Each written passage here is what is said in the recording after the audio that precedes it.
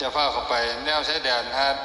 เก็บเห็ดเก็บหยังก็จะเฝ้าไปสะก้อนเก็บห่างๆสะก้อนนะครับสิไปหยังสงสัยก็ถามทหารเพิ่นนะครับเพราะนั้นวันนี้ก็มาให้กำลังใจนะครับมาให้กำลังใจแล้วก็ผู้หลักผู้ใหญ่ก็ดูแลลูกหลานแล้วก็ซักซ้อมการปฏิบัติถ้ามีเหตุการณ์ที่ไม่เรียบร้อยไม่สงบเราจะทำอย่างไรก็ต้องตกใจนะครับ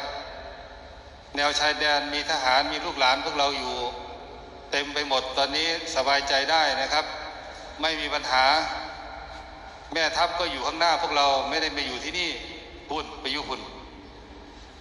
อยู่โคกกุละนะครับคุณพ่อคุณแม่สบายใจนะครับสบายใจได้ว่า